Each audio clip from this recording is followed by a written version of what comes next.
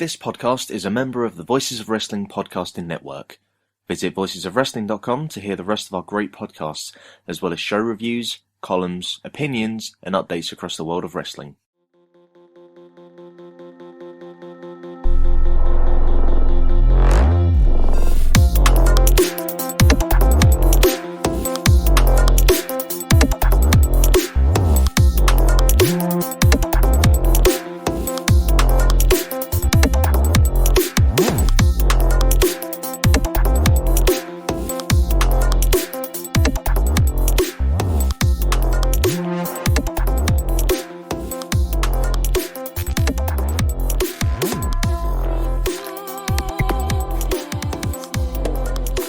Welcome to Eurograps Express. I'm your host Neil David, and we are back once again to talk about all the exciting events on the British and European wrestling scene on the Voices of Wrestling podcasting network. And we are actually going to talk about some proper British wrestling this time. It feels like for the last few weeks we've been Shinny Hon freaks, we've been hardcore legends with GCW, but we're going to dedicate this entire show to RevPro, my favourite promotion on the continent. I've made no secrets about that.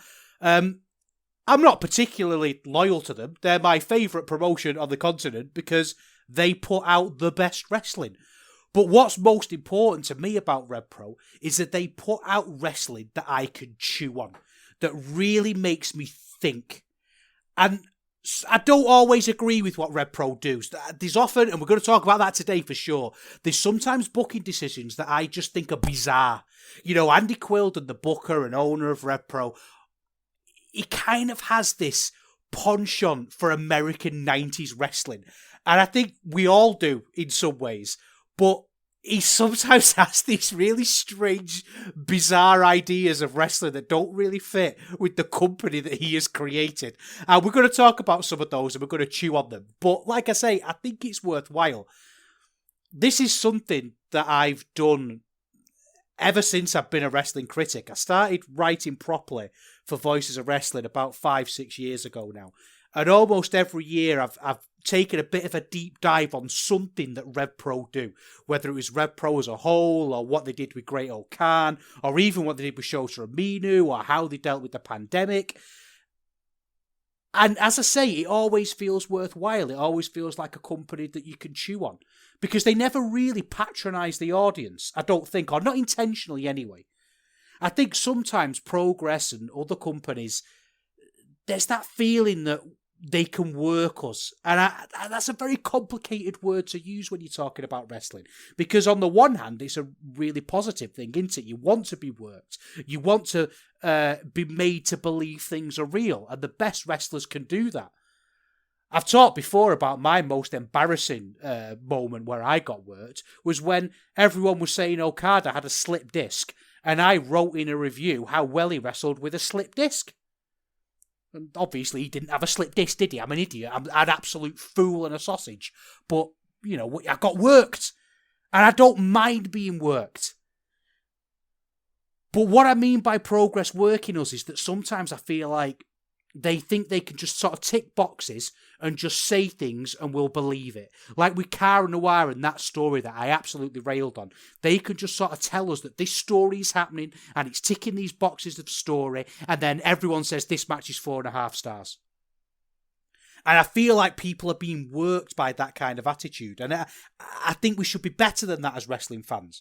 I think sometimes we forget that wrestling is very much a two-way street. And I think RevPro generally really understand that. They understand that for us to engage in what we're seeing, it has to generally be presented as real.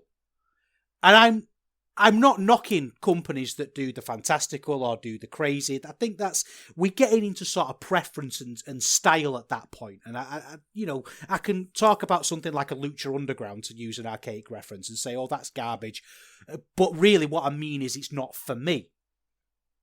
And I often think about that, actually. I wonder what it is, because when I'm looking at other media and I'm looking at, the books that I read and the films that I watch and the TV shows that I like, I always err towards the fantastical. I mean, I love The Wire and Sopranos and Breaking Bad and all those things, but it's Star Trek when Star Wars and Joe Abercrombie books where my heart lies, that's what I really, really enjoy. But with my wrestling, I don't want that at all. And I think it's because of that two-way street thing. We are all agreeing to understand what's being presented as real. And RevPro kind of get that more than anybody, I think. They wouldn't have a Cara Noir wrestle for them.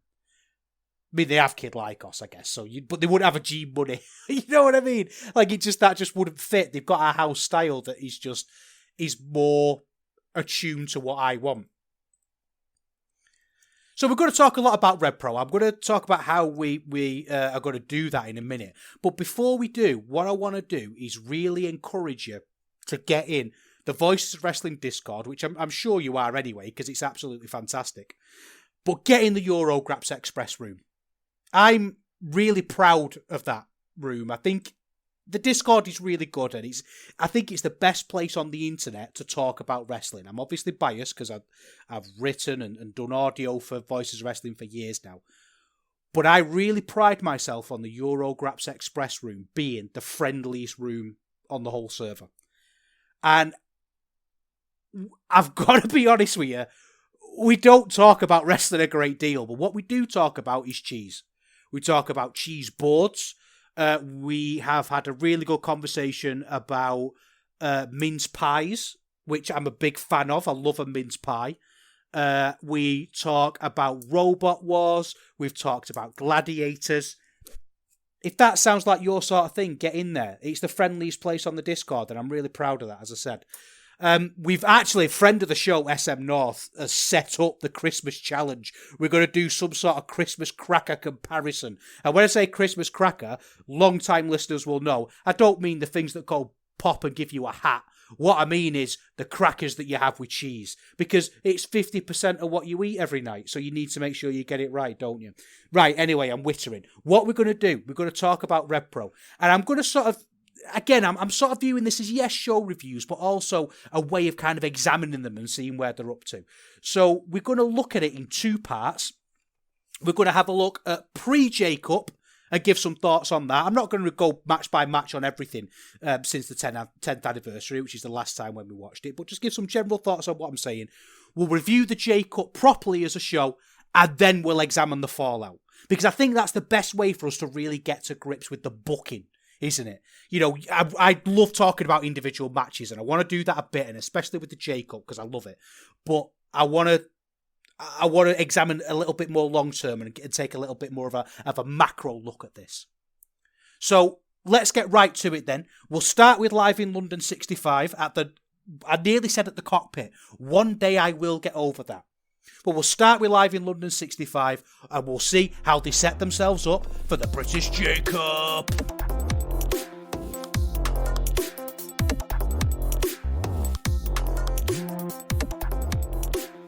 The big thing that I've been really excited to examine is the fallout between the Oku and Mills thing. You know, Oku and Mills, long-time tag team partners, they hinted at the breakup for so long. And I said the last time we talked about RevPro that story is one of the best stories I've ever seen in wrestling. And I feel sometimes almost awkward saying things like that. And I think it shows how much RevPro have punched above their weight. Because they're not a massive promotion by any means. They're big in relation to other companies on the continent. But they've managed to achieve something that I think not many wrestling companies can do. They told an absolutely fantastic story rooted in reality. To give sort of the Spark Notes version of what happened, Oku and Mills were tag team partners, but Oku was very much the star of the team. He was the one who got the big opportunities against people like Minoru Suzuki. He was the one that went to WrestleMania weekend. He was the one that had the glitz, the glamour, the 5-star matches from Dave Meltzer. He was the critically acclaimed fan favourite. And he had this tag team partner, Connor Mills, who was just a little step behind. He was good, and no one is ever going to dispute Connor Mills as a wrestler, kayfabe or non-kayfabe. He's achieved a lot. But his main flaw, and this is how they presented it, his main flaw was not being Michael Oku. And this drove him mad. This ate up at him inside. That he thought that he was just as good as Michael Oku. And he deserved just as many opportunities and just as many accolades as he got. Yet he never got there. And they built in, and I don't know if this was intentional or not, but I read from it so many of these great little parallels that Michael Oku would do double duty because he was given the opportunity against Suzuki, whereas Conor Mills did double duty by winning a preliminary match to get himself in the main event in Manchester. Lots of little things like that just made it so relatable, because absolutely every single person I know, and I include myself in this obviously, has played second fiddle at some point. Everybody has been in a situation with either a boss, a bandmate, or whatever it is. You know, you're thinking of your own situation now, and you know, whatever applies to your life. There's a situation where you felt like you should have been higher up the ladder than you were. And what I liked about that is that they still existed as a tag team. Yes, there was tension between them. Yes, it was awkward and there was friction at times. But it was realistic, you know, it wasn't a case of suddenly we just can't get along in the ring.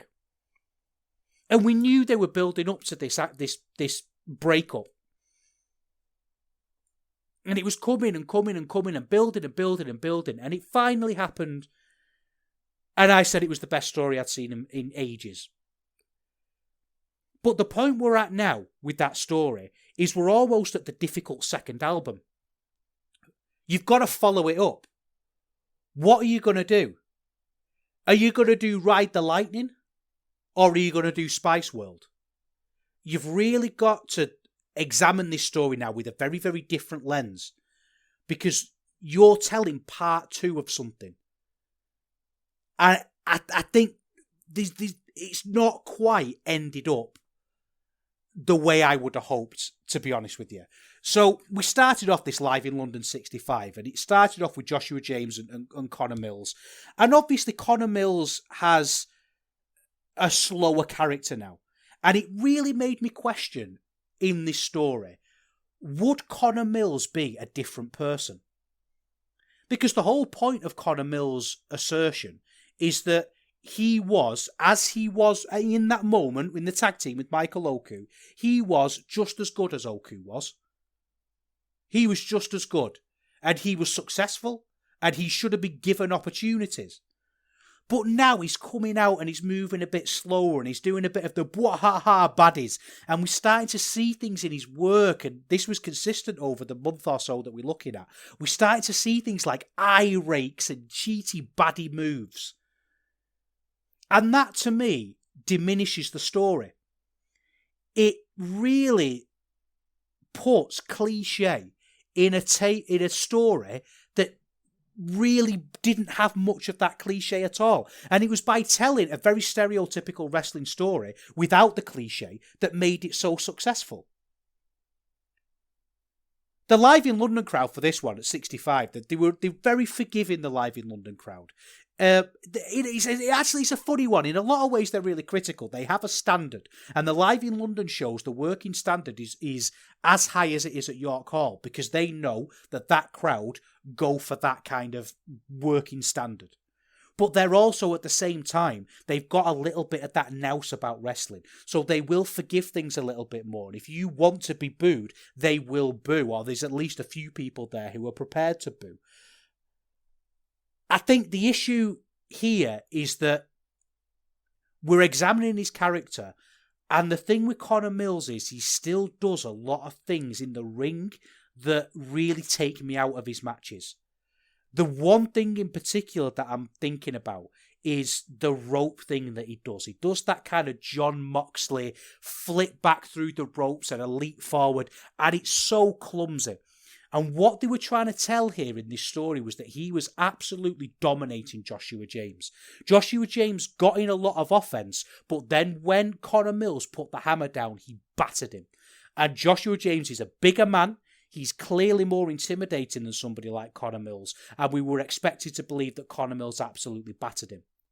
And he just couldn't quite put that across. Like I say, because of these moves like flipping back into the ropes. Also the fact that, like I say, Joshua James is massive. I don't really understand what's going on with him in the contenders division. I think the contenders are the equivalent of young lions, basically, but he's not a young man by anybody's standards, Joshua James. He's a really good wrestler. He's good enough to just have on your roster.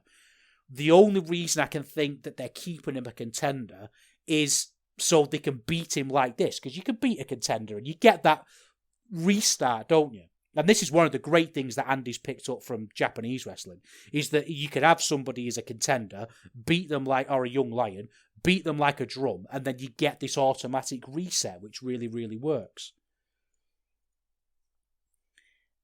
There was a promo at the end of the match, and I can see what they're trying to do with this story.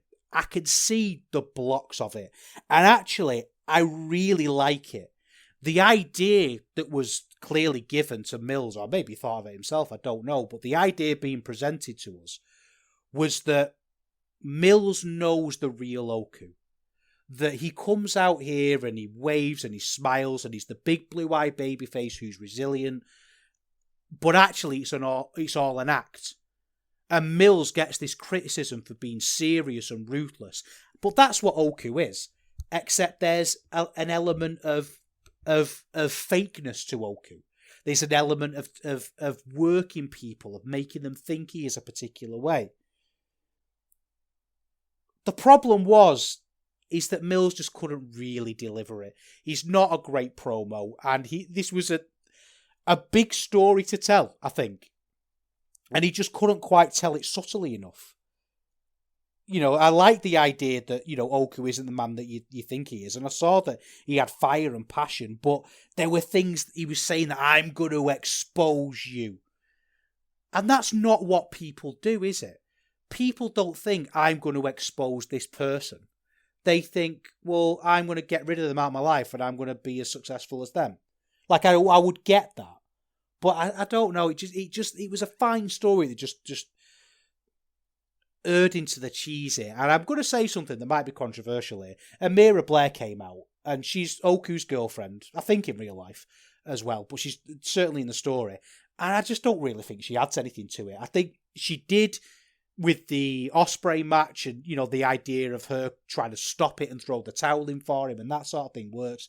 But that's just kind of played out now, and she's always just a little bit too over dramatic for me, and it always takes it into an air of Hollyoaks, which I didn't really like.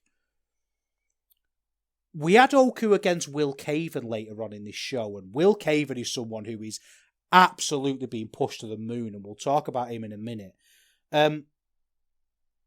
Oku sold this a little bit better because he's sort of selling the fallout from the story, and he's a little bit more sedated. But this really made me think about how we tell these stories in wrestling, because I don't know if people actually do that.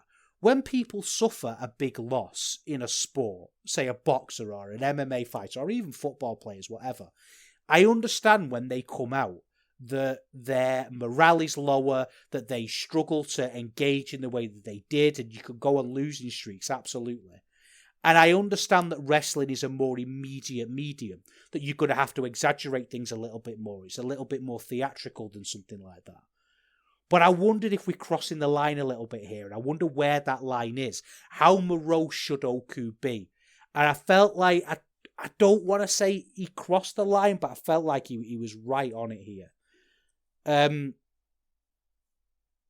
Caven's getting a push to the moon, and Caven won here. I mean, this was a better match because, you know, Caven came close constantly, and Oku's Oku, and he could really fight back. I think, it was just a little bit clunky in the storytelling, and especially when Mills came out at the end. And the first promo, I think he just about got away with, but this one he really didn't, because he was telling Oku to hit me, and Oku didn't want to do it. Then Amira was in there overacting like she always does, and it was just a bit like, you've made the point and you told this story through the wrestling, really. You didn't really need to have this really bizarre follow-up where we just sort of had this, like I say, Hollyoaks level acting, which just didn't really work, to be honest with you. It just felt a little bit stupid. So I think that leads us nicely on to Will Caven himself. And he got a really big push for this. And it was clearly in preparation for the J-Cup. And I'm not convinced about him yet, if I'm honest with you. I think that he's a really good wrestler. He does good wrestling.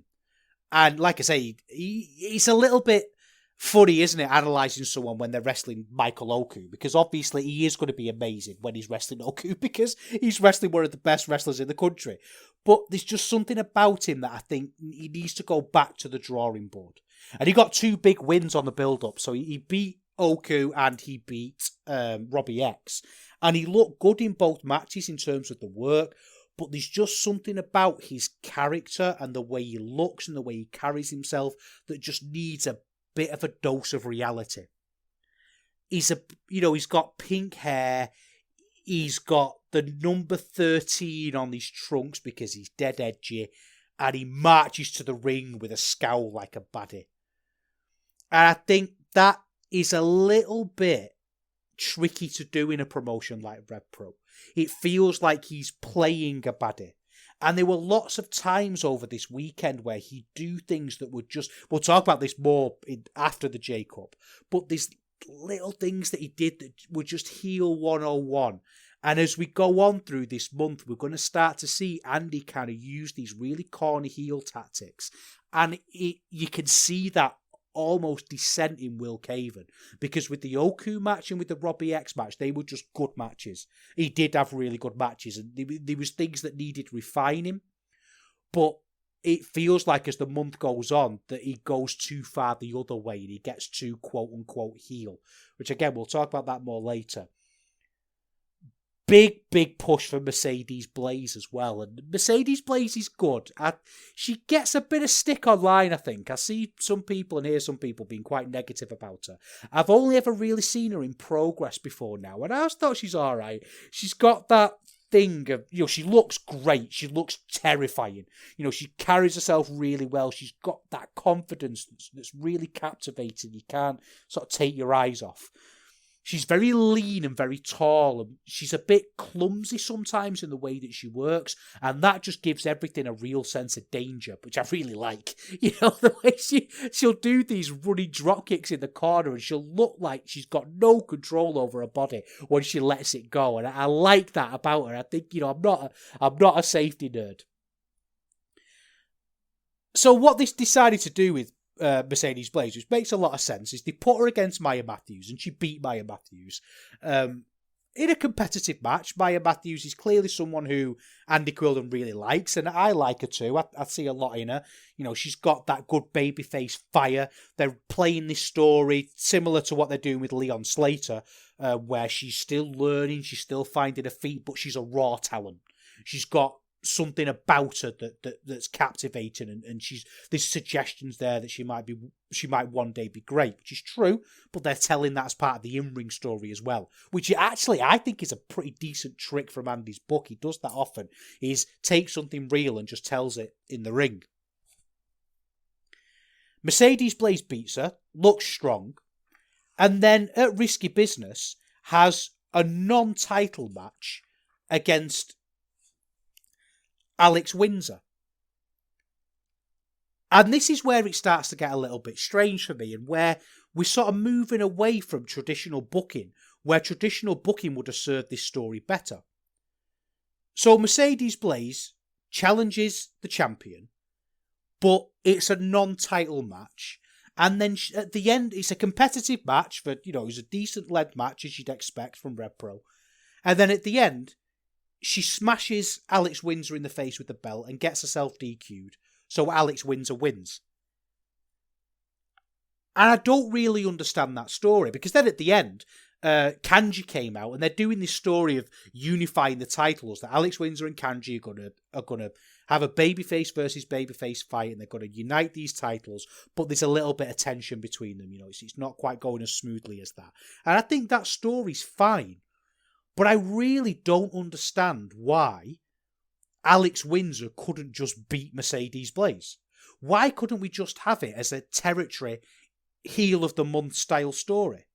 That Mercedes Blaze has come out, she's got a win against Maya Matthews, who, don't forget, is Alex Windsor's protege, so there's that connection there. And yet, for some reason, she then loses the match herself on purpose. To me, there's just no logic to this. She would just really try and beat Alex Windsor, surely. Beat her and then get the title. Why was this not just a title match? Why was it a what's the point? What's the advantage of doing it this way? Alex Windsor, Mercedes Blaze looked really good in that Maya Matthews match. It was feasible that she would get a title shot, and then it was feasible that Alex Windsor would look much, much better by beating Mercedes Blaze. And then later on, after the J-Cup, when you want to heat Mercedes Blaze up again, that's fine, she's still really good, heat her up again. I don't understand why they overbook this. The women's division in RevPro does not need overbooking. You do not have the resources to overbook at the minute. Yet you have the resources to tell really good, solid pro wrestling stories. And you're not doing it, and I don't get it. Mercedes Blaze, I wouldn't make her my champion either.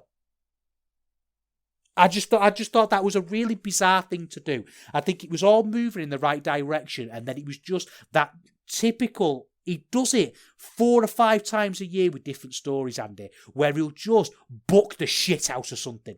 Do you know what I mean? He'll really buck its ass off, and he just needs to calm himself down a little bit. And this, sometimes the simplest story is the best story. There were actually a couple of matches that we need to point out from before the Super J-Cup that I thought were really good. One will be of absolutely no surprise to anyone. Leon Slater against Robbie X. It was amazing. The natural confidence of Leon Slater is brilliant. And Robbie X was the perfect man to put him over. And when you look at the pieces that they've moved around on this build-up to the J-Cup, they've done a really, really good job. Leon Slater looked amazing, in the main event. And I tell you what, if you're the sort of person that doesn't like, gifts and stuff, who doesn't like exciting wrestling, this isn't for you. But if you're a normal person who likes exciting stuff and fast action, that Leon Slater-Robbie X match is one to watch. I think Robbie X is ready to go. I think he's been an absolute MVP for RevPro. And now they've lost Ospreay and Aussie Open. I think there's some spaces open for him to move his way up. I love the fact that this match kind of broke structure a little bit.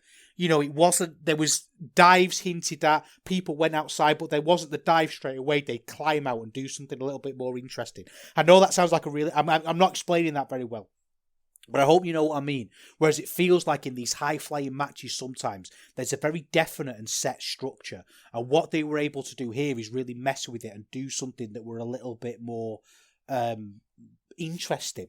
And I like the fact they're putting Leon Slater in positions where he can learn to main event. And I tell you what as well, with this show in particular, they're developing a little bit of a style now, RevPro, a slight shift, I think. And the matches never stop. This match never, ever turned down the speed at any point. It was just pace on pace on pace, and I absolutely loved that about it. And I really like the commentary during this as well, actually. Often Andy's commentary is good. The audio issues are always there, and they're still there with this. But I think what Andy gets is just these little moments, like he's talking about the J-Cup, obviously, during this. He's building to it. And he's talking about stuff like host venues. That he was hosted in Manchester, he was hosted in Southampton. In fact, actually, I was at the one in Manchester. It was at Bowlers, and it was part of this weird... I don't think it was for the love of wrestling, but it was that sort of thing. And I couldn't go to the weekend. I could only go to one night, and the RevPro did a show there. And I went to the show. I was with my mate Dan, who doesn't like wrestling, who listens to this podcast though. So, hiya Dan, I hope you're all right. Congratulations on your new arrival. He's just got a load of Age of Sigmar, which I'm really impressed with. So congratulations. And we went to this wrestling show, and it was busy. I think it was pretty much sold out. And we see out the corner of our eye none other than NXT UK's own T-Bone. And he demanded of a young boy who was there, RevPro have the ring crew, clearly from the Portsmouth School of Wrestling or whatever. And he demanded that one of them young boys got him and his, I assume his girlfriend or his wife, a seat to sit on. And it was in kind of the middle of the corner bit. Do you know, like at each side of the ring, you've got blocks of seats, and there's sometimes like going out from the corner of the ring, there's that big space. And he was sat right in the middle of that in a really obvious way. And he clearly wanted to look like he demanded a seat, and he was there. Everyone could see him. And this was during a Jushin Liger match as well. So Jushin Thunder Liger, so this was like a really big deal. And then we looked over about 15 minutes later, and he just left.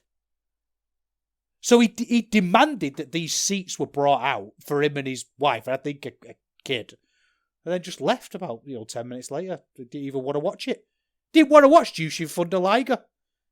Maybe that's why he didn't do anything in NXT UK. Doesn't know good wrestling when he sees it. There were a few other good bits on the build-up to the J-Cup. Zack Knight in particular. I have to say, I really getting into Zack Knight. And we'll talk about a match post-J-Cup as well that I noticed some things I liked about him. But I really think Zack Knight is someone who they should keep around. He replaced Ricky Knight Jr. It should have been Shota Umino against Ricky Knight Jr. And we ended up with Zack Knight because I think he was ill. I can't remember what happened now. It was a while ago.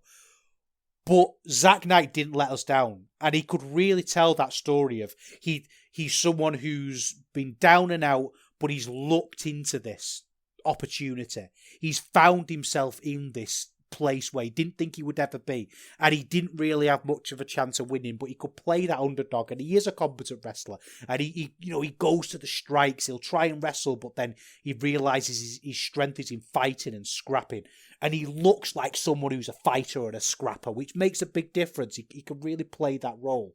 So I was really impressed with Zack Knight, and I think as a gatekeeper style role, as a veteran hand to have around, as someone to use in situations like this when Ricky Knight Jr. can't be there, really worthwhile. He's somebody who I was really, really impressed with. So I think that's pretty much it. There was a few weird things on the build-up. Like, it seems like Sunshine Machine are on the way out. It was Luke Jacobs against TK Cooper, which was just good wrestlers being good. I really liked it. And again, there was this feeling on the build of just constant energy all the way through. They really picked up the pace of the wrestling that I really liked. I really like Ricky Knight Jr. against JJ Gale as well from Risky Business. I think JJ Gale is fantastic. I think in some circles he's being left behind by some of his teammates. This group of wrestlers that are coming up, these young wrestlers like Prince of Pace and like Joe Lando and Callum Newman. I forgot Prince of Pace. They're coming up, and I think they're finding a little bit of a corny charisma that JJ Gale isn't. And I think that means that people like Callum Newman are getting over a little bit more, but JJ Gale is the one with the talent. I think his twisting, spinning cutter is one of the best things in wrestling at the moment. I think he's really good. He's obviously got a long way to go, but he's really good. And I tell you what I liked about this match as well. We're going to have a think about how RKJ is as champion later on, but what I like about him, that he's going back to being the tweener that he was, where he's not quite a babyface and he's not quite a heel, and which weirdly makes him more over as a babyface. I don't know if that makes any sense, but he feels like a real person. On the run-up to his championship run, there was a little bit of him leaning a bit more blue-eyed than he should, a bit more kind of pure babyface, I'm going to try my best kind of babyface. And that's just not real, is it? It's just not something that happens in real life. So it just jars with me. Whereas here in this match against JJ Gale, he was biting fingers and he was doing things that you would expect Ricky Knight Jr. to do. So it seems for now that the RKJ title run is going to be really positive. So pre-J Cup, we've got a really interesting thing. We've got a lot of juniors being pushed, as you'd expect. We've got a shaky Mills and Oku story. And we've got a champion in RKJ. We've got some weird women's wrestling. Well, not weird. The wrestling was always really good. It was the booking that was strange. But let's talk about the J Cup. Let's go through that. I want to do that one match by match because I love juniors. I love tournaments. Let's talk about the J Cup. We're off to Stevenage.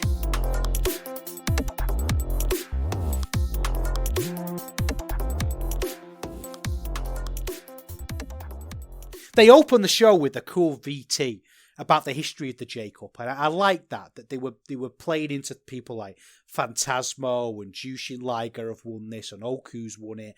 You know, it felt like they were trying to elevate the standing of it, and I like that. I don't think they've ever really done that before, or not to this extent, and it really seemed to work. The only thing that I thought was a bit weird is that there were certain people in the VTs who I probably won't put in there, but you know what I'm saying with that one. First up, we had Robbie X against Connor Mills. And the way the tournament works is there's going to be these opening round matches.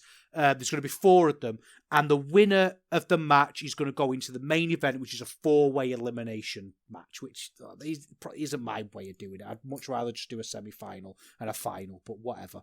It was Robbie X against Connor Mills. Mills has finally got some new gear. And I thought that was really weird about the Live at London stuff from a few weeks before, is that he was still wrestling in Destination Everywhere gear. And that says a lot to me. That says you're not fully committing to the story. It's not like he's got this amazing new gear. It's just black trunks. I mean, they're very nice. They look velvet. They almost look like a gothic curtain, which I think if you're going to have gear being inspired by Dracula's boudoir or Elvira's makeup room, or Robert Smith's backstage area, or Evil from New Japan's. I'm naming goths. Get in the Discord. Tell me about your favourite goths. I don't think, you could have got them at any point. I don't understand why it took him so long to get this gear, but whatever. That's neither here nor there. We're obviously going to have to kind of tell this story here. And again, Mills seemed to take an extra step into being the really corny heel. He was intimidating the audience. He was shouting at people and it's just like, you're playing the heel here. I don't believe this story. I don't like the way they're doing it. They've gone from, like I say, avoiding cliches as best as they can to just absolutely drowning themselves in them. And I don't like that. I think it takes away from everything that I loved about the story originally. I just don't understand why Connor Mills would start. And he really turned everything that I said before up to 10 in this match. He's putting his knees onto the back of Robbie X's head and flexing and doing the rake in the eyes and all that stuff. And it's just, this wasn't what you did before. And now you're just saying, I've turned heel. And in a story that was so relatable and real, to signpost that I've turned heel stuff was really detrimental to what they were doing. I really don't like the way they've continued this story. I think they've just gone from being subtle and interesting and real and brilliant to corny and cliche. That's going to, believe me, I'm going to kick off. Prepare yourself. If you don't like me ranting, I'm going to be ranting about something in a minute related to that. It's just, it started here with, he's a baddie now, and we've got to boo him. It's just weird. And it's strange because the back half of this was just Mills against Robbie X, and it was brilliant. The speed of it was amazing. He lost this, Mills, and it's tricky because, spoiler, I'm obviously going to reveal this anyway. Robbie X went on to win. So you could sort of make the argument that Mills lost to the person who eventually went on to win the tournament. But I don't know if I'd have had Mills lose yet. I don't know if I would have even had him in the tournament. You know, it didn't sit right with me, especially because he lost. He was doing like a now we play mocking Oku, and that's what led to the loss because he got distracted. It was just bizarre. It was just weird to do it, and it's like I said with the Mercedes Blaze thing, it's just Andy seems to be making a lot of these booking decisions at the minute where I think who benefits from this? Robbie X didn't really benefit because Robbie X is amazing anyway. You know, he could beat anybody. He doesn't get over by winning. He gets over by being fantastic. Whereas Mills needs to win because that's the whole point of the story, isn't it? The whole point of the story is that they were losing tag team matches and he blamed Oku. He believed he was just as good as Oku and he could wrestle as well as Oku. So to have him lose in the opening round of a tournament just seems bizarre. Especially because he threw the victory away himself. It was his arrogance and his cockiness that lost him the match. I don't know. Maybe I'm overreacting. I'm not overreacting because I've just looked at my little notebook and I've seen what's next. Oku against Lee Hunter. Oku got attacked by Connor Mills and was battered and thrown from post to post for about 5 minutes. He was really battered. And I do not get this. This is Quildon booking at its worst. What you find when you love RevPro as much as I do, it's often like Star Trek. Like, you know, that's like a really weird analogy. But you know when you watch Star Trek Next Generation, and I love Star Trek Next Generation, but bear with me if you don't, like you'll get the analogy. For every 7 episodes of Star Trek Next Generation, 2 of them are amazing, 3 of them are alright, and 2 are absolute trash. And that's how Quildon books. 2 of the stories he tells in a year are amazing, 4 of them are pretty alright, and 2 of them are garbage. And this has gone from being one of the best stories in wrestling to being one of the absolute worst.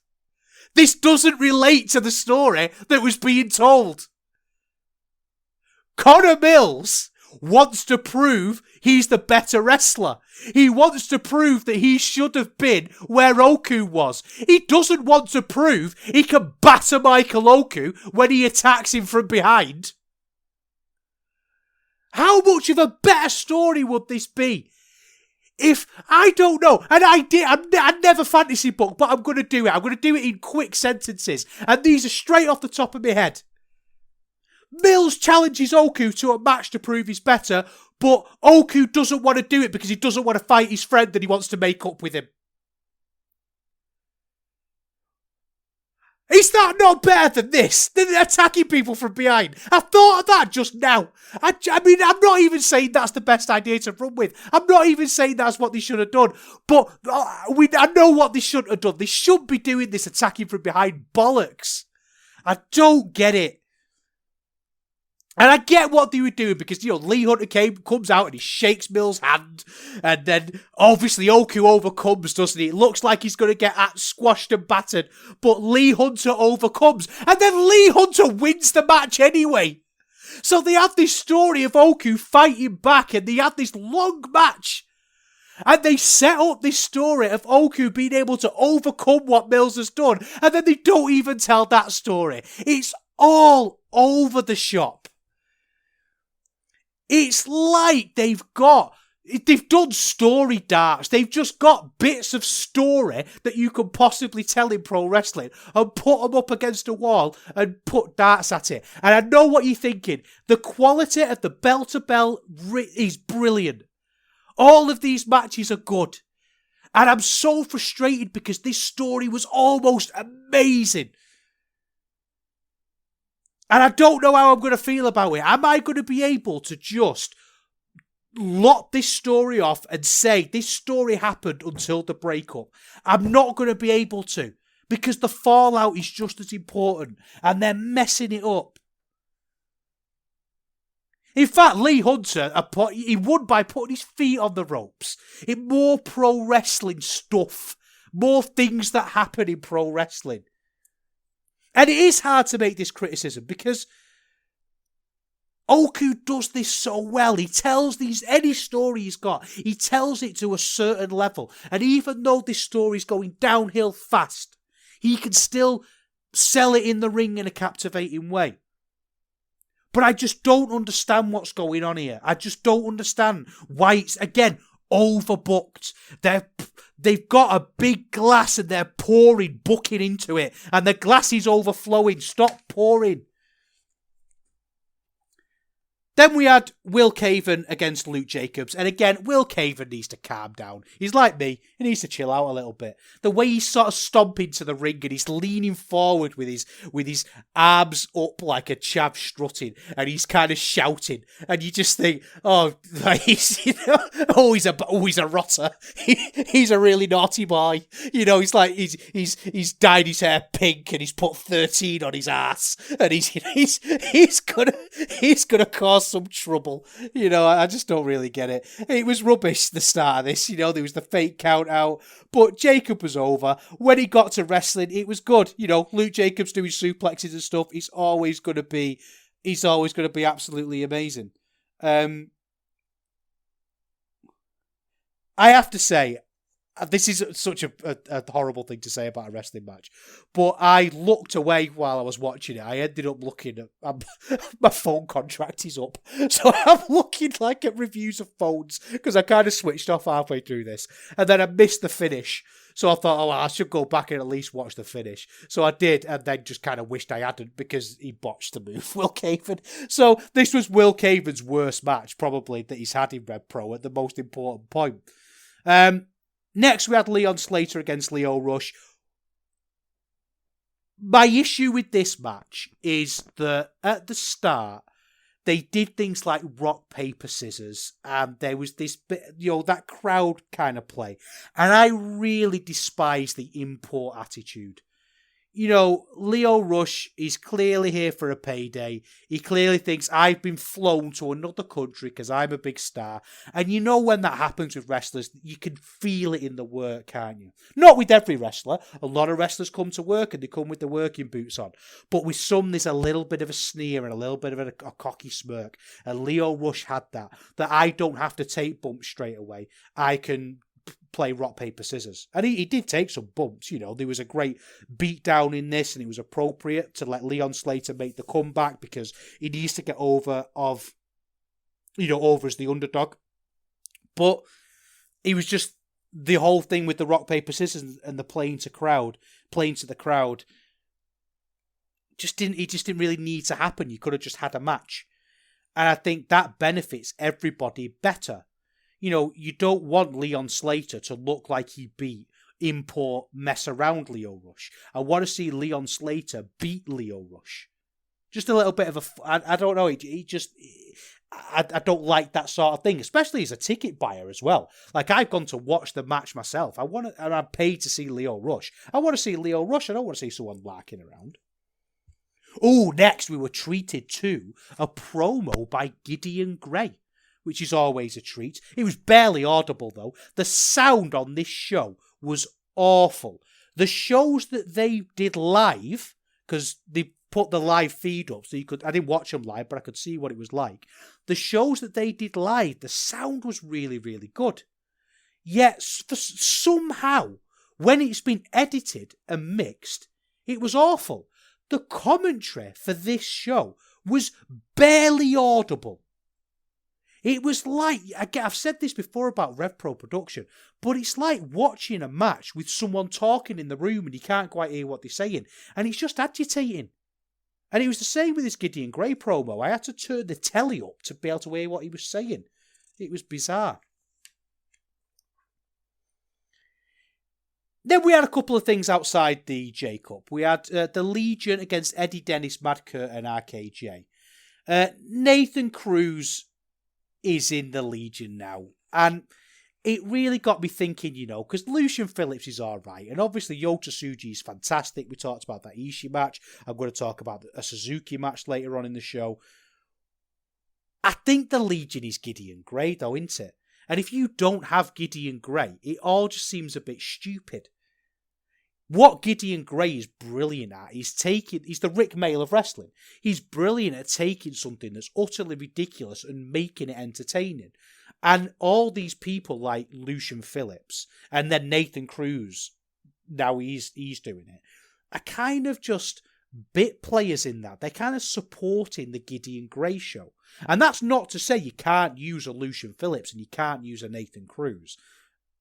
I mean, I probably wouldn't use Nathan Cruz, to be honest. I think he's fine. He's all right. But without Gideon Gray, it all just kind of falls apart. So obviously we've got Mad Kurt in this, and it's going to be comedy. And I've turned a bit of a corner on Mad Kurt. I think he's all right. I think if you're keeping him in comedy matches and you know what you're getting, I think it's fine. But it's never going to be for me, is it? There's a couple of spots in this that I quite liked. About he does this slap now, Mad Kurt, where he shushes the crowd and then gives like this really kind of girly, I'm not being sexist, like stereotypically girly kind of overhand slap that doesn't hurt. And then RKJ came in and did a harder one and stuff like that. I thought it was, it was good. I just think, I'm going to say something very, very old-fashioned here. I don't know if you agree with me, but I'm not convinced that RKJ, the champion, should be involved in this sort of thing. I don't know if your champion should be in the midst of comedy multi-man tags. Because I don't know what his program is at the minute, RKJ. I know it's been challenged a little bit by the Shota Umino match didn't happen. I think is he building up to a match with Yota Tsuji, but they didn't really tell that story here. So it was the Mad Kurt show, which is fine if you like that sort of thing, but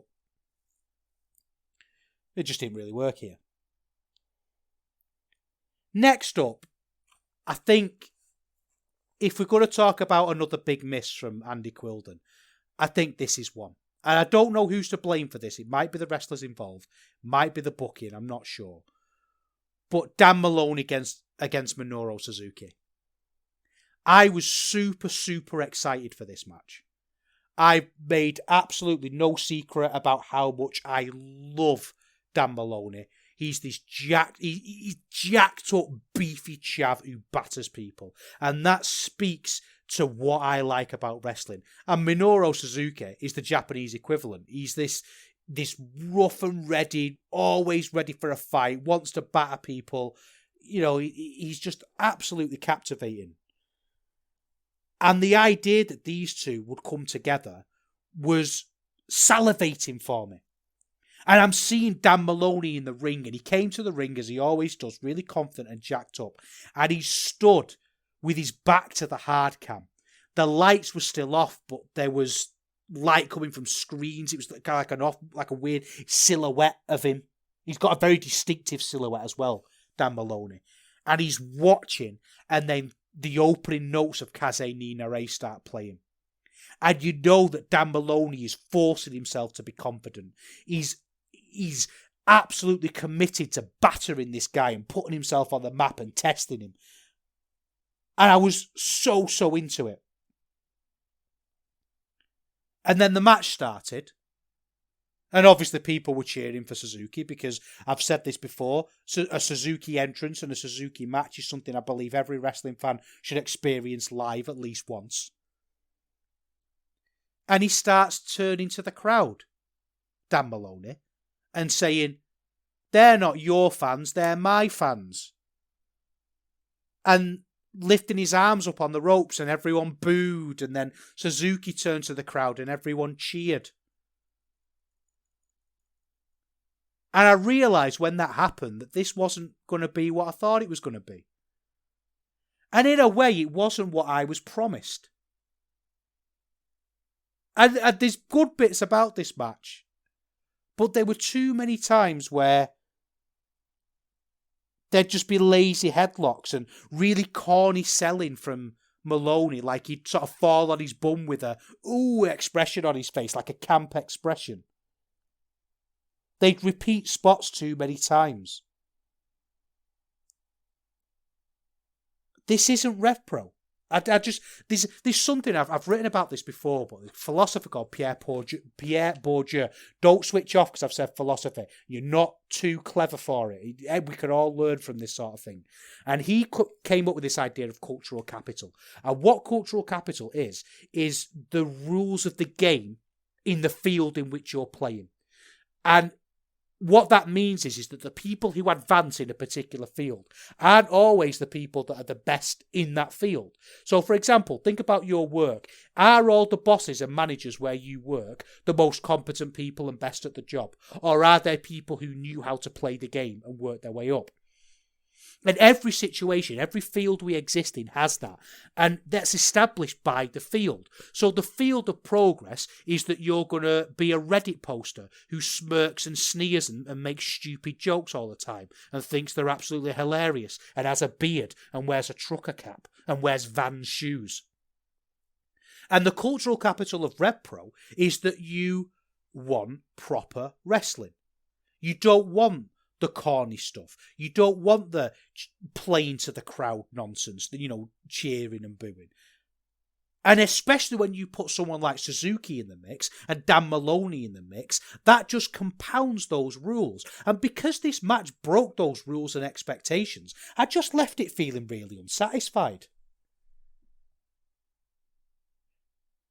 And it was, it was just... Maybe it was a victim of expectations. Maybe this is a really fancy way of saying that. But it was just strange to see that the match was done like this. Why couldn't we just have had? Because they were really hitting each other at certain points in this. And, really chopping and really laying things into each other. So what I don't understand is why we didn't just have a really quick, violent match. It was quite long, this match, and it could have been a lot shorter. I just don't understand why they didn't speak to what RevPro is and what RevPro fans watch RevPro for. Especially with a match that feels like it's been designed for RevPro fans. A home RevPro guy against Minoru Suzuki. That feels like it almost, you can almost hear what that match is saying. You can almost hear what that match wants to be. And they just didn't really allow it to be that. So, yeah, I'm just really disappointed with it, to be honest with you. I just thought it was a bit strange. Story creep. I think that's what I'm going to call it. That's what Andy suffers from. Story creep. That he doesn't... Sometimes you just need to do the simple thing. Sometimes we just want to watch Maloney and Suzuki batter each other. We don't have to do the silliness. Then we're on to the final, and to be honest with you, the final four-way elimination match, Robbie X, Leon Slater, Will Caven, and Lee Hunter, and it was exactly what you'd expect. It was the Robbie X show. It was just constant speed. It was Robbie X being the star of every spot he was in, and he won the Super J Cup, and he won the British J Cup, and he absolutely deserved to. I think what they want to do is probably start, we'll talk about this more in a minute, but they want to start moving Luke Jacobs back into the tag team division, move him away from the cruiserweight division, especially because when Luke Jacob comes out, people are chanting he weighs what he wants now, which is a little bit strange, but he's kind of exposing a little bit, and they probably want to kind of move away from that. And he's got his tag, Ethan Allen's back, so they probably want to move him into the tag team. And Robbie X is just fantastic. Put a belt on him, put him against the imports, put him against the up-and-coming young wrestlers who are cruiserweights, put him against anyone, and he'll have an amazing match. He's got even better, I think, Robbie X. He's always done Hurricanranas, but there's one that the way he does it now, he goes from a full sprint to a full leg forward dive into a Hurricanrana, and it looks incredible. I don't know how he gets better at doing these things. I am all in on Robbie X. He's got charisma now. He did a promo at the end of I think it was Live 165. It might have been Risky, but the Leon Slater match. And he did a promo, and he's even good at promos now. He used to be shocking at promos, but he's good at them. I'm so in on Robbie X. I'd love watching him. I think he's absolutely superb. Wouldn't make him my main champion, but I'd make him my secondary champion, and I'd have him wrestling on every show, doing exciting things. So that's the J-Cup show.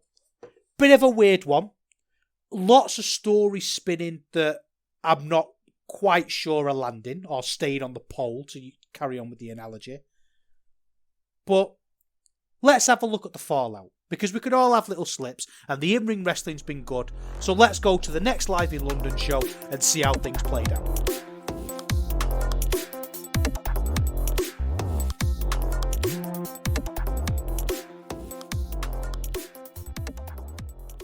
So we're back in the cockpit, which I love, by the way. I think as a venue, I've never been, and I really want. It's London, isn't it? I'm going to be that typical northern grump that thinks about going down to London, then looks at the prices of trains and just thinks, I can't justify that.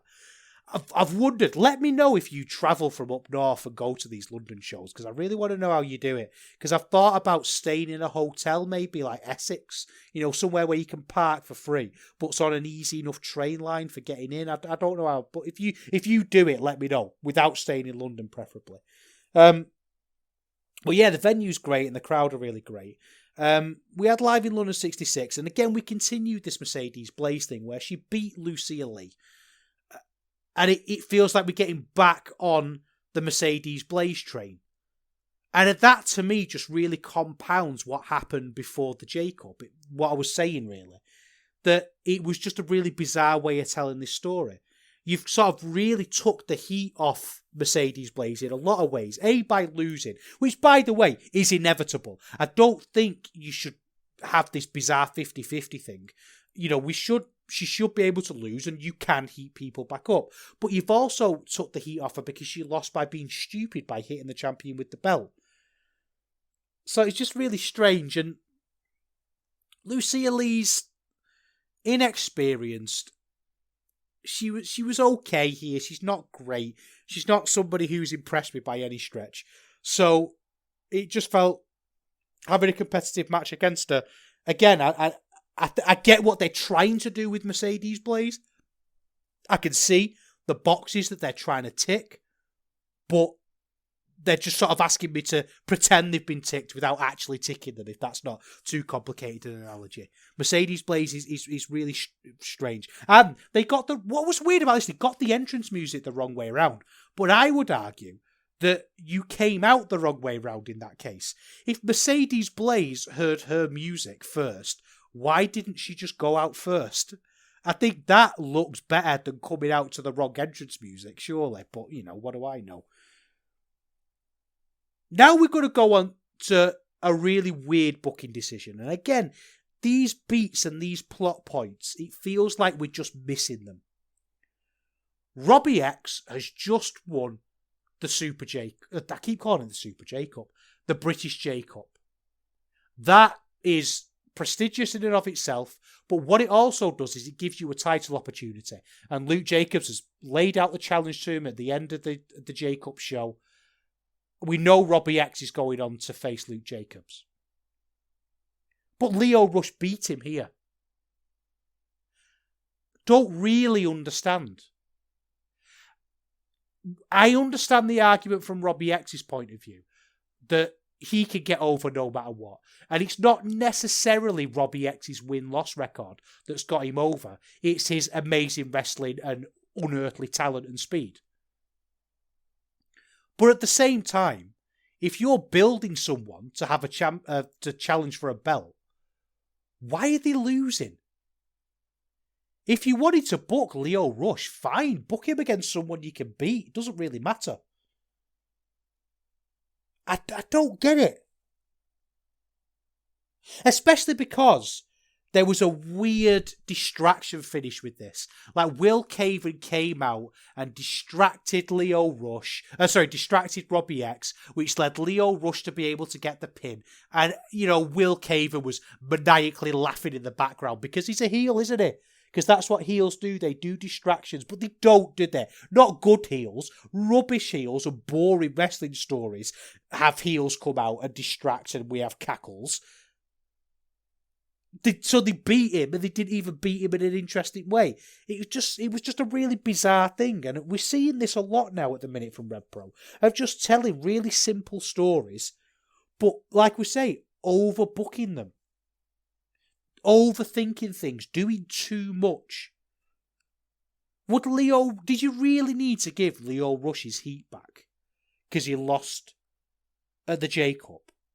And if Leo Rush ain't going to do the GOB, which I'm speculating with that, I don't know anything, but if he isn't going to do the JOB, get someone else. Do we really need Leo Rush? Is Leo Rush a draw? Really?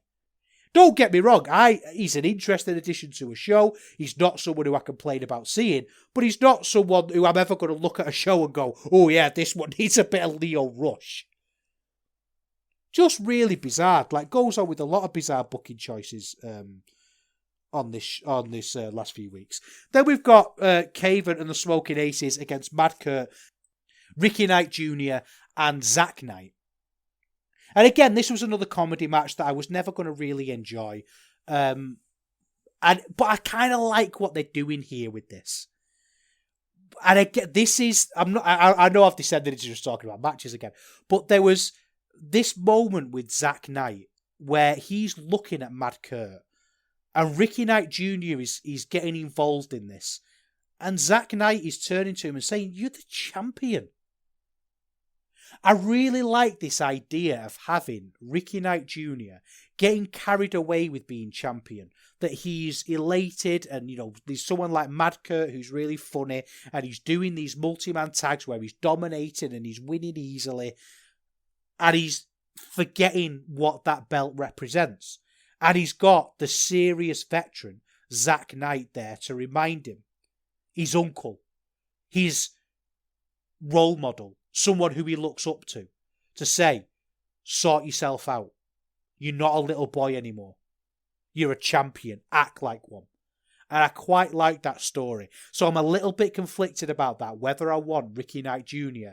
in this sort of Mad Kurt mess. Because if you think about times we've reviewed Mad Kurt matches, the times I like Mad Kurt the best are the times where he's wrestling people like Matt Cardona, where you can really fully go in to that comedy and that silliness. So it's a funny one. I don't know where I stand on it. I'm going to have to kind of wait and see with that one.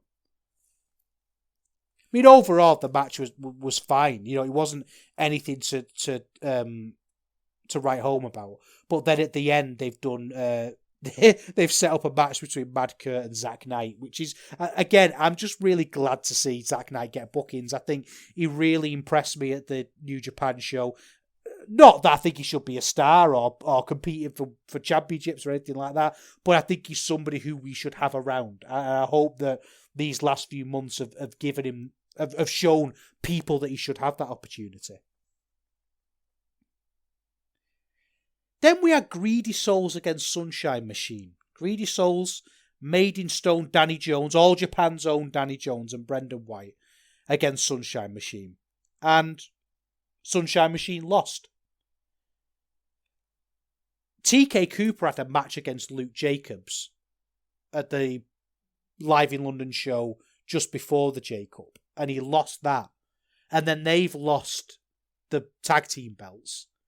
So it seems like Sunshine Machine are being written out quite definitively. And again, they've done it properly this time. They've put a couple of people over. They've been defeated fair and square and clean. They didn't look easy in this match with Greedy Souls. Don't get me wrong, it was by no means a squash. But it seems like Sunshine Machine are going away for a little bit. And in a way, I'm kind of glad about that. And I like Sunshine Machine. I think they're good. But that being said, the tag team division isn't really what it should be. And it's very stale. And it really took everything they had to do the Great British Tag League. And we saw Sunshine Machine a lot. And they work everywhere, to be fair. You watch most British promotions and they're there. But I just think it's time for RevPro to have a little bit of a break. And I'm glad that Andy's recognised that. And I hope that doesn't come across with me saying that I'm bored of them or I'm sick of them, because I'm not. But I can feel that I'm approaching that point with Sunshine Machine. And I really don't want to, because I think they're really, really good. Interesting that Greedy Souls have won. I like Greedy Souls. They've not really done a great deal in RevPro, so it's interesting. it's going to be interesting to see what they do together, especially now they're champions and who they face and how they do. But they're big lads who wrestle well, and I think it's going to be a really interesting run. I hope they get an opportunity on bigger stages. I hope we see them in, York Hall and places like that. But I can't wait. Then we had Suzuki against Yota Tsuji. And I'm going to labour a point that I made a few shows ago and earlier on in this very show, and say that everybody, if you like wrestling, everybody should experience a Minoru Suzuki entrance and match at least once. He is one of the greatest wrestlers of all time. And so much of it, so much of it, is down to his presence and his attitude and his aura. I have never been at a match with Minoru Suzuki in and felt anything but overwhelmed.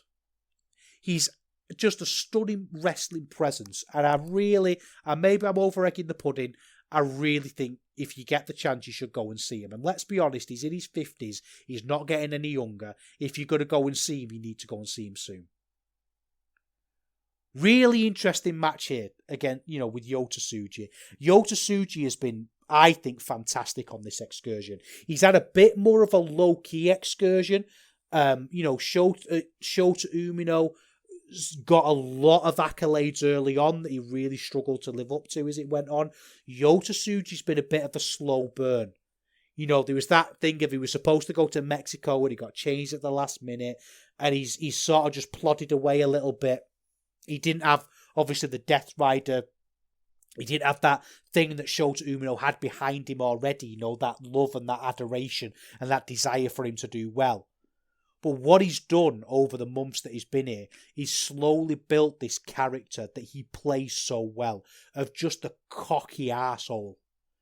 His smile and his grin is fantastic. And if you put it in this match where he's doing it, he's doing it to Minoru Suzuki. Says it all, doesn't it? He's got this arrogance and this cockiness about him that's great. He had a great match against Ishii. And he had a really good match here against Suzuki. I thought it was great. I just think, and I can criticise corny booking until the cows come home, but there's something about Minoru Suzuki picking up a chair and screaming that I will always find captivating. I will always love that, as long as I live.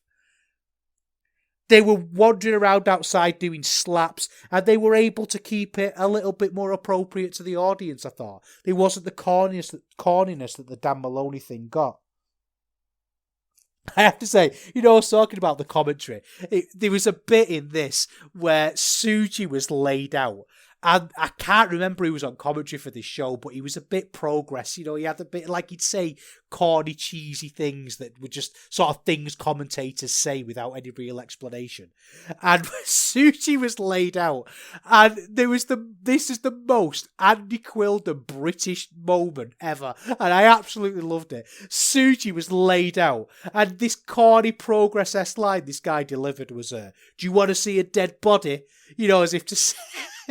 And Andy Quilden says, almost under his breath, he goes, well, I'd rather not. He just took what was being said on face value and responded in the most British way, and I thought it was brilliant. That gave the match an extra 3 stars for me. I gave it 9 stars. I gave that joke 9 stars, I should say. I didn't give the match 6 stars. I don't break the scale. I'm not that silly. They just slapped each other. And sometimes you can be as jaded as me, you can overthink things, you can be critical and pernickety, you can break things down to a level that they don't really need, but sometimes watching Minoru Suzuki slap people is good enough. And this was good enough for me. I thought it was absolutely brilliant. So that's RevPro. We've had a little bit of a overarching look at them. And it's funny with RevPro, isn't it? Because they go through very distinct phases, and I like that about them. Like, we've just left a phase that was, I suppose, dominated by Aussie Open and Will Ospreay. Because of circumstances, they have to leave. And Quilden is always ready to elevate people, and he's elevated Ricky Knight Jr. really well. I'm seeing some grumblings about him being in comedy matches, and I do share them, but I think there's enough there for me to still be invested. But there's definitely been a few shaky booking decisions, haven't there? Like that weird stuff with Mercedes Blaze. There's a bit of a question mark over Will Caver, I think, or whether he's a little bit too corny for the position that he's in. They beat Robbie X really quickly after he won the Super J Cup. Can you hear the glee in my voice, though? Do you know what I mean? I know I ranted and raved, especially about the Mills Oku story. We can put that to one side for now. But there's just something about this company that I enjoy thinking about. And I you know it's going to swing back. You know, it always does. RevPro is just this constant pendulum as where it'll go and it'll sort of swing all the way one way into bad booking, and you know it's going to swing back and you're going to get a York Hall show with a 5-star match on it. So, you know, let's not be, you know, too dramatic about this. But yeah, that's RevPro. I can't wait to see what happens next, and you know we'll be covering it on Eurograps Express. Shall we wrap things up?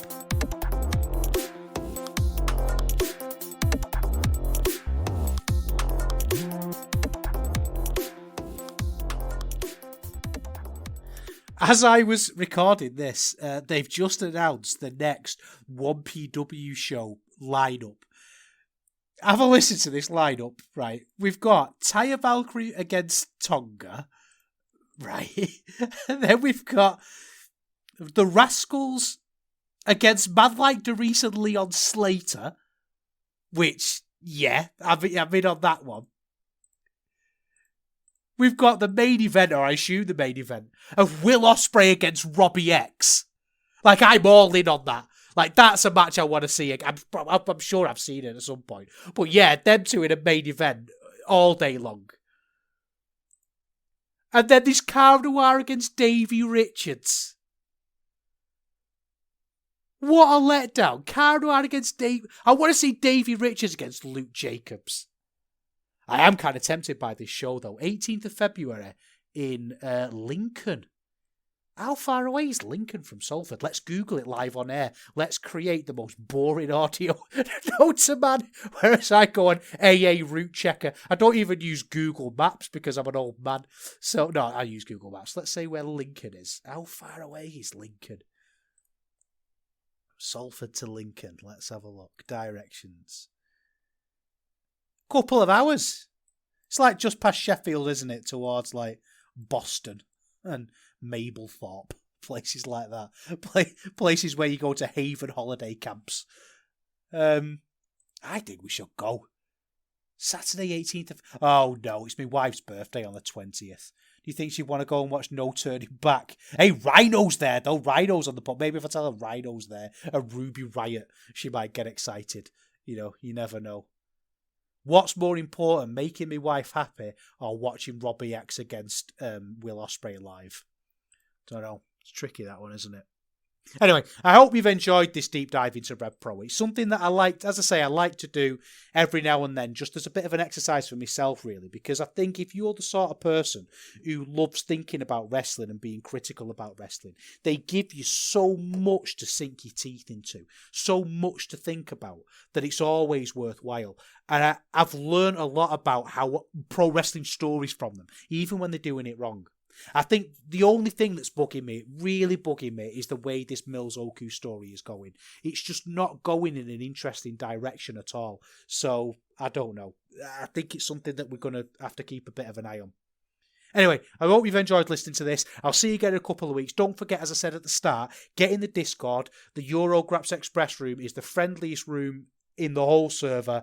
There's loads of cool people in there talking about cheese and robot wars and other stuff from the 90s. So if that sounds like you're... Well, I just realised I don't think cheese is from the 90s, by the way. When I said I don't think cheese is just from the 90s, I'm aware that cheese is eternal and is the only true friend we really have, isn't it? So have a lovely fortnight, and I'll see you again in a couple of weeks. I think we're going to have to go back to Passion Pro. See you later.